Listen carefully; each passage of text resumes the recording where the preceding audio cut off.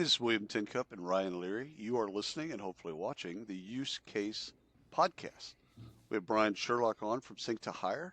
We know Brian. We've known him for a long time. So, Ryan, how are you doing today? Was that Ryan or Brian? Ryan, with an R. I got confused on that too. You can just do what my in-laws do. Just call me asshole, and we'll be good. Yeah. Nice. Yeah. That's the title of the show. Do we publish these? I shouldn't do that. I'm all good, man. I'm all good. I'm excited to have Brian on. We're talking about some good stuff today. Good. Brian, introduce yourself. Tell us a little bit about you. Yeah, thank you guys. Sure.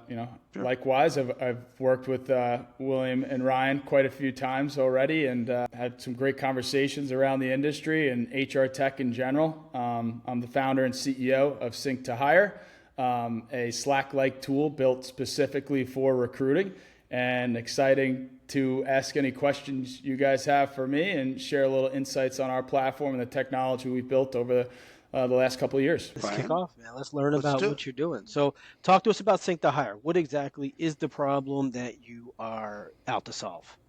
Sure. So we're solving for the gap in communications post-application.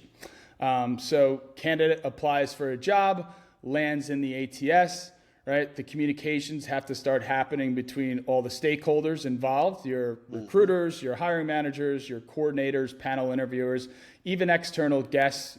Consider a staffing agency that's supporting that position or positions, right? And what we do is enable our customers to have a collaborative environment that's also compliant, right? And to centralize all their communications and auto-synchronize with their ATS so there's no duplicate entries or disrupted workflows whatsoever.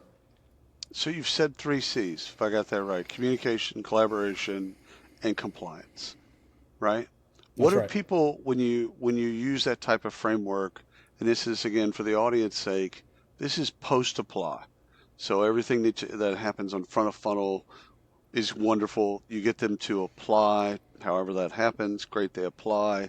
You're taking care of the communication. Sync2Hire is taking the communication after they've applied, correct? That's right, after they apply. So what happens today, right, and happened over the last many of years, is companies have invested in, and investors too have invested in these pre-application tools, right? So your text recruiting products, your text to apply, your automation tools, and even the chatbots that have popped up and been super relevant lately. Those are all great and serve an awesome purpose of luring candidates to apply for the job, right? And sifting through, say, on average, a big ATS, a customer can have 5,000 to 7,000 applicants on a given day, right? So chatbots are enabling, them to sift through those resumes, right, and the candidates, and to identify a short list of candidates that are qualified, right? But once the candidate applies for that job and they land in the ATS, there's a huge drop-off, whereas the customers, right, are leaving their ATS, which is the source of truth, to have conversations scattered across Slack, Teams, any general communication tools, including emails. So you have recruiters sifting through multiple inboxes to find pertinent information, and that gap of time alone, right, is very significant, because it's the matter of keeping a candidate, right, and being able to hire that candidate potentially, or losing them in active process, right? So when companies are spending and investing so much money and time into pre-application, right, with all these amazing tools, to then have it drop off post-application, which is just as important, right, to get this candidate hired, that's where they're missing a tool such as Sync2Hire, and that's really the gap we're solving for. So before we get in deep to the product, tell us the backstory here. Why Sync2Hire? What's the driving force behind this? Sure, yeah. So I have a background in staffing, and I ran a tech recruiting specific talent events around the country. And the biggest complaint, right, and problem we saw at these events, because there was a lot of networking between stakeholders at companies at the booths and the candidates shaking hands after the event, there's no real communication for it. So, that's where we thought of post-application communications. We started researching a lot in the industry. Obviously, Colin Day is the founder of iCIMS and on our board. And when speaking with him, he invested in a product called Text Recruit. Back in the day, it was very successful pre-application. And he saw this as the next generation and really solving the gap for the post-application communications. And over the last 2.5 years, we've built a really substantial product that integrates directly with all the top applicant tracking systems to support both end customers and staffing agencies at large. So tell us, Sync2Hire. The name comes from a place. Where does it come from? Well, name comes from a place of Colin Day. Thanks to him, we were all on a call and kind of collaborating on this, and we had a number of names, and we had an agency help us out too, and they were brilliant with our branding. Modus Mark, I'll give a shout out to them. Kate Jacato and team, you can see our new website, sync2hire.com. But Colin, a lot of our talk is all about syncing up, right? And syncing with the ATS. We sync the data with the ATS. So what we do is we sync the employee, the job, the candidate, application, and interview data back into our platform. And I think what's different about us is that our sync up takes about 5 to 10 seconds, right? So in order to get even an enterprise customer, but we support customers of all sizes, an enterprise customer could get up and running within 24 hours and start collaborating to recruitment related conversations with candidates in certain rooms tied to jobs coming from the ATS. So basically all of our talk on a daily basis about syncing up teams, right? Securing talent, and syncing data back and forth from the platforms. Tell us a little bit about your targets here. So who's the user of Sync2Hire? We talking small companies, big companies. You mentioned enterprise, small business. Walk us through that. Who should be looking at Sync2Hire? Yeah, so it's companies of all sizes, and when I say that, it's really geared around companies that have hiring complexity, right? The companies that are going to gain a lot of value from this are the companies that have a ton of job openings. A lot of recruiters and hiring managers involved. They have panel interviewers. They have, recruiting coordinators, and they have multiple stage interviews, right? So a company that, has a lot of different hiring stages already built out in their ATS is going to get a lot of value from this. So SMB, mid-market, enterprise, and like I said, both the end customer side and the staffing agencies can really get a lot of value from it. So you mentioned the word rooms a second ago. What is that? What do you mean by that? So if you're familiar with Slack or Teams where you have channels, those are our channels. So once your data is synced with our platform, on our left-hand panel, you'll see all the jobs that you've been related to or assigned to from the ATS hit our platform. And under those jobs, you could funnel different rooms. Those rooms are your channels, right? A place where you collaborate with different stakeholders, and you can relate those rooms to specific candidates, right? So now you're tying candidates to rooms and rooms to jobs so that everything's organized. And you could group that by jobs, you could group that by candidates. This way, everyone's on the same page at all times. Traditionally, where people are dispersed across general communication tools, that's wrought with mistakes. It's not compliant. And there's a lot of miscommunication and misalignment, which is, key aspects to success in this industry. Brian, two things I want to talk about. You mentioned compliance a bunch. I know that's important to a lot of people, obviously in the hiring process. So maybe one, walk us through your differentiator on why companies need to care about compliance in this situation. But two, when we've seen the demo, and I know we're not doing a live demo here, Sure. But in the demo, you walked us through a part of the platform where it has a little pop-up that doesn't let me say bad things. So talk about that a little bit as well. Yeah, so we call it our compliance intelligence. It's a strong AI recommendation. But what it does is it ensures that every recruiting and hiring team member, right, that's using Sync2Hire is 100% compliant.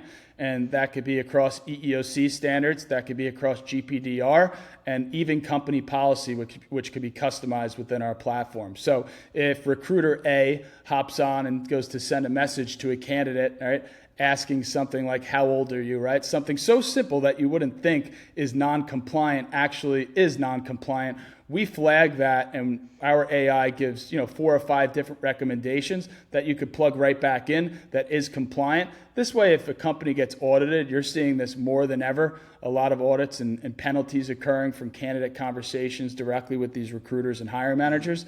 that you can avoid that completely. And then you could also use our summary, right, our synchronized summarization, which you could, bring those conversations and sync them back to the ATS so that you always have that chat history and your retention period, into the source of truth, which is the ATS. One of the things I love about the compliance is it's bad actors are going to do bad things, right? That's just going to be the case. And that could be a candidate being inappropriate. That could be a recruiter being inappropriate. That could also be a hiring manager or anybody in that whole process. And so again, you're not going to stop them necessarily from being inappropriate. However, you're going to capture it. And right. So you're going to learn. You're going to learn. And again, now the company can do something with that and protect themselves. Yeah, especially with new hiring managers coming in. If you have a large team, right, think about 15 hiring managers, HR has to train them up on what the company policy is and the EEOC, guidelines. Our analytics capture all of this data. So whoever's managing the position has the accessibility from the ATS to our platform is going to know, X, Y, and Z recruiter has been non-compliant in this category 4 or 5 times. It gives some easy training modules and education around how they can, improve. Let's go deeper on the demo. So you're in the demo, you're walking people through the platform. Where in the demo do the people that you're talking with, the people that are looking at the platform, where do they kind of go, whoa, I need this.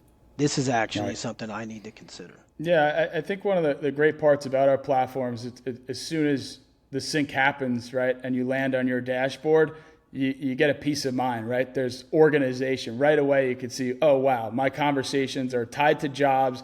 I could filter by, group jobs and group candidates, and departments and regions and locations, right, are all there, and they're already auto-populated, right? So all the accessibility and the permission controls are syncing directly from the ATS to our platform. So when, user A goes onto the platform to use it, everything's already populated for them. So there are no, duplicate entries, right? Their workflows aren't disrupted. It's completely a place to go, I could breathe, understand where my conversations are, what jobs I'm assigned to, and relate candidates to those conversations so that everyone's on the same page and the teams are synced. So I'll rephrase, I think what Ryan was trying to get at is the aha moment in the demo, when you show people the demo and they're like, oh my God. Like, yeah, I would say around the compliance, definitely the compliance piece, because it flags it within seconds. It analyzes the message and gives the recommendations to everything that is compliant for you to plug right back into the conversation. Compliance is sexy. I've been telling Ryan this for years. It's super sexy. Mm-hmm. He's still not 100% on board with that. No, I'm sold. It was just a little more boring to me back then. Yeah. But it is important.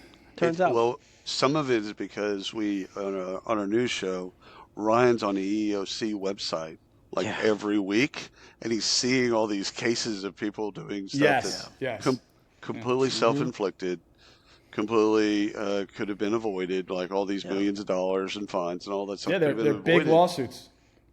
Huge. Yeah, huge they are big lawsuits. And they're easily avoid avoidable. them. Yeah, exactly. Right. Self-inflicted. So one of the things I wanted to ask you is communication, collaboration, compliance, got all that. But this is leading to somewhere, and it feels like speed to hire or quality to hire. Like we're doing this for all those reasons. Great. Like I get that. But at the end of the day, what everyone's going to care about, all of those folks, is how fast this happens. Right. We're all around. We're geared to velocity. Yeah. Right. So speak to that. Tell us a little bit about what clients and prospects and even partners, what do they say when they see it and they can relate speed and quality to it?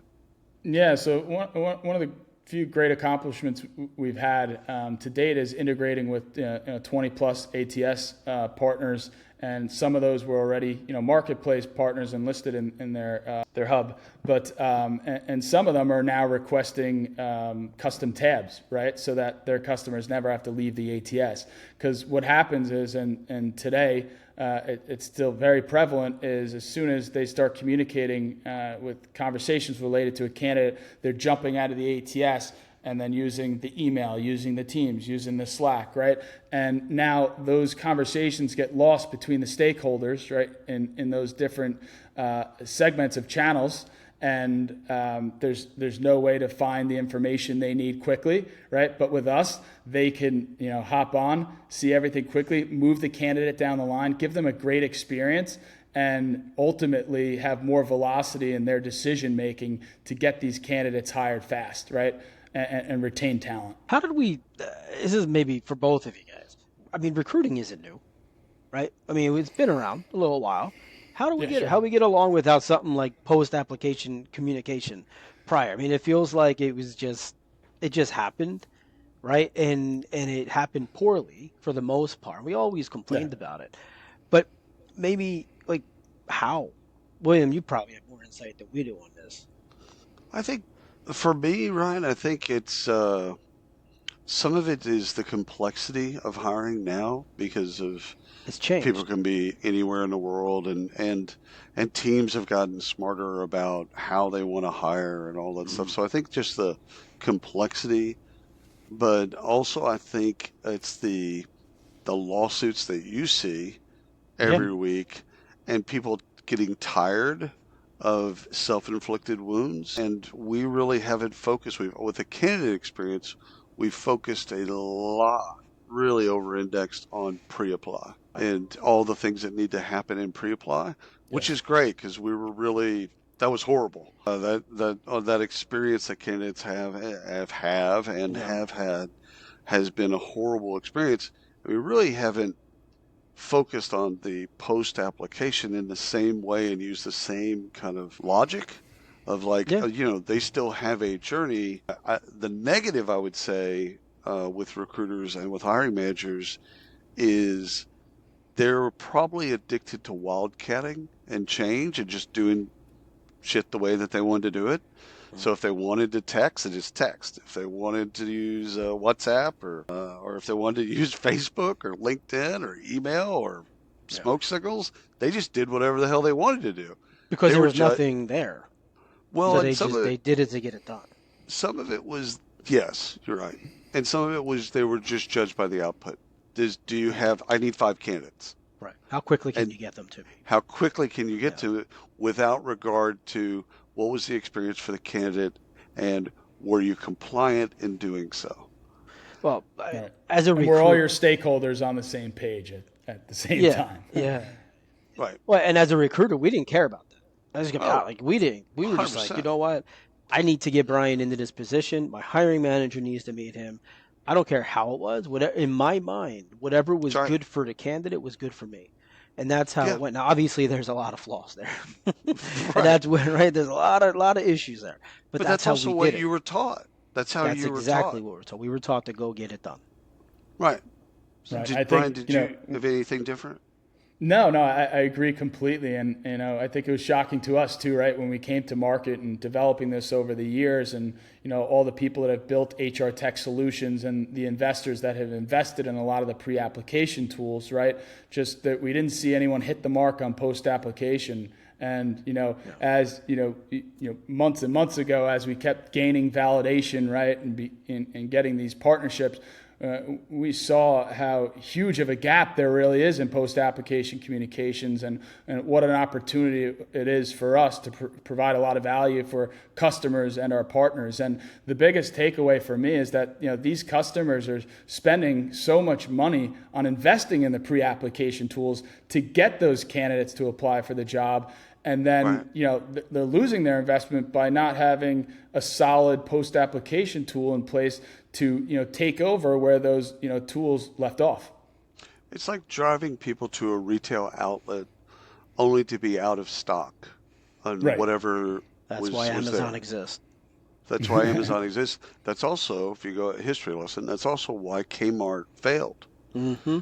Is because they'd run circulars and they would say, Tide's on sale, whatever the bid is, 2 for 1. Take a rain check.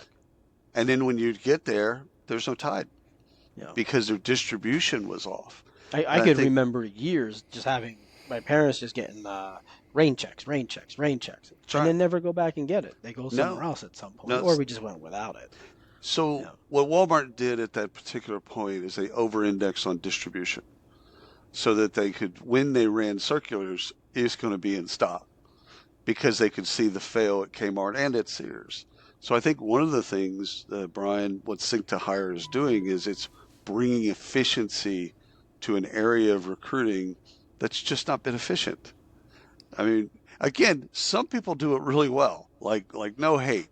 Whatever their process is, it is compliant and they do communicate. Some recruiters do this innately, but it's not an efficiency. And I think one of the things that I love about what you're solving for is it's just an area in hiring that we've just never really been efficient in. What I'm hearing is that as a recruiter, I contributed greatly to your idea and to the success of Sync2Hire. So you're welcome. You don't have to thank me now. Thank I'll just say you're because welcome. of all your poor behaviors. Yes. Because of how great and ambitious I was. This is what led Brian to Sync2Hire. Well, that's what makes great recruiters is they're going to be aggressive. They're going to be, again, candidate centric. They're going to do the things to make the sale, if you will. They're going to make the hire. And again, that's great when there's guardrails, and there's great when they've been given and trained in a certain way to be compliant and all of those, and to be collaborative with the hiring manager. But when they're not, that's when the wheels fall off the bus. Yeah, and we really are empowering the recruiters. That's what we're doing here. It's a place where they don't have to worry about automation and AI taking the human elements out of this, right, with our platform. This is a true elegant collaboration tool with real time, real people involved in really important conversations about candidates and active process, right? So this is a place to empower recruiters, get them on the same page with their stakeholders, hiring managers, coordinate interviews, and centralize all those communications that are scattered across 4 or 5 different channels they're using today, right? Because no one today wants to have to sift through their email inbox and Slack to find a conversation related to, one candidate. And, think of thousands and thousands of candidates in active process. And so much today, because of all this automation, recruiters are taking on more candidates, right, and more jobs. So they have more work with less tools post-application. So, adding a Sync2Hire makes it really easy for them to, tackle their job efficiently. Like you said, William, all about being efficient in process. Yeah. Brian, where do you get the most pushback when you're talking to prospects or just people in general about this? Why say no? Sure. Sounds perfect. Why say no? So the number one objection we get up front is, well, we're already using Slack or Teams, right? And my answer to that is that's great for general communications. It really is. But when it comes to recruitment-related conversations, there's a lot of mistakes that can happen. You have hiring managers jumping into random channels, right? And candidates can be in those, and they're not warned or flagged or know about it, right? And that's non-compliant, and that's how you get sued. And so that's probably our number one objection. And really, what it comes down to is those conversations aren't tied to recruiter and job IDs coming from the ATS. Your ATS is the source of truth, right? And those conversations should be auto-synchronized with your ATS at all times, and they should be centralized and compliant. So that's our response to that objection. And it comes down to, right, we're not trying to solve a problem for the entire company's employee base, right? Those employees that are using general communications to have everyday, chats is great, but the people that are sitting in the ATS, right, whatever users those are, your recruiting team members, your recruiters, your hiring manager, those are the people that are using our platform, and those are the people that should be using Sync2Hire for the recruitment-related conversations specifically. So 2 things real quick. You mentioned integrations with ATSs, and so you've got a number of them now, and that's probably never a never-ending list, right? So 1,200 ATSs in the world, you're probably just going to be, as customer demand, you're probably just going to continue to add those, right? That's right. And you also, pre-show, you were telling us a little bit about Bullhorn and about the potentiality of building a tab, et cetera, in Bullhorn. Tell us a little bit more about kind of that integration strategy, which is the reason why I'm asking the question, and I think it's important to note, is the audience is going to have the question at one point or another, where am I working? Am I working in Sync2Hire, or am I working in the ATS? Like where am I working? And so I want to solve that for them before that question gets asked. Yeah, so it's definitely dependent on the ATS. Like I said, we're integrated with 21 ATSs right now. With one of our partners, one of our bigger partners, they're suggesting that we go with a custom tab in their platform, right? So that the customer never has to leave the ATS to communicate effectively. Also, any other ATS that maybe we don't have a custom tab with, we have sync back, right? So, and we could sync back every minute, every 30 minutes, every hour, end of the day, whatever the customer prefers. It's completely customizable. But our links to these conversations sit in the candidate and job records within the ATS. So it's completely clickable to go to your conversation. So yes, are you going to Sync2Hire? You are, right? But it's auto-synchronized with the ATS, so you're compliant and you're working in the workflow of the source to truth, right? Because today, what I say is, well, how are you doing it today?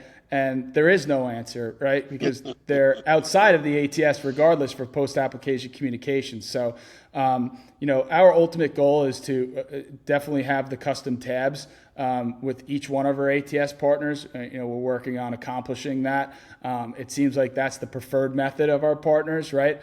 So it's a win-win for us and them and their customers. So, but the integrations has been, over the last few months, it's been great to work with those partners and, create those alliances and ultimately be able to educate their sales teams on, how to pitch our product to the customers and they can get value and, everyone wins. My final question on my side is, where does this go from here?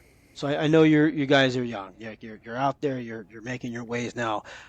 Where does this go in the next couple of years? What's the product look like? Yeah, so the product's going to keep developing. We have a really nice roadmap, comprised of, our lead developers that are driving it, the tech every day, our board members that bring a lot to the table as far as industry insight. Any of the features that you're currently using in general communication tools we have in our platform, right? But we're going to keep enhancing the data, right, that's synchronized with our platform and the ATSs. We're going to continue to get custom tabs, right, and integration opportunities with those partners, and ultimately, keep building upon the compliance, because that is a very important piece to the puzzle. And when we say AI, it's really rules and recommendation based, right? So there's not a lot of discrepancy in that facet of our compliance intelligence, whereas we could really have some modules that company policies, EEOC, GPDR are all incorporated and effectively running customized per partner. So last question for me. It's similar to Ryan's in a way, and it's because this is bringing an efficiency to an area where it hasn't been efficient. Buyers not necessarily used to build it. Maybe they don't have a question bank of what they should be asking you. For instance, the ATS category, I think it's almost 60 years old. Yeah. So people have been buying ATSs for a long time, and so they kind of have a rhythm of what questions they should ask, right? So what question, if you could script the questions for prospects to ask you, what would those questions be? Yeah, I think, one of the questions is, why can't we do this in the ATS, right? That's a big one. And, the answer to that is you can't, right? There are shared inboxes and certain other ways to have one-to-one outreach, but it doesn't exist. So there's not a collaborative piece to the puzzle when it comes from the ATSs. Any of the more progressive ATS solutions, right, have focused a lot on the pre-application tools. So really educating them on that and educating them on the status quo, just like Slack did, 10 years ago, right? Where, and said, well, we're using email. Well, we're using direct messaging. So they didn't think they needed this, right? But they didn't think there was a problem. But there obviously is a huge problem, and you see how widely spread and successful Slack was, right, with the general communications for the population. And that's really what we're here to educate, our customers in the recruitment industry on. It's like, there is a problem, right? You're just used to not having the solution for it, but we're bringing the solution to the table, and it's here for you now. Drops mic, walks off stage. Brian, we absolutely love you and what you've built. So thank you for carving out time. Know that you're crazy busy with all the things that you're doing. Thanks for the audience for listening. We'll see you next time.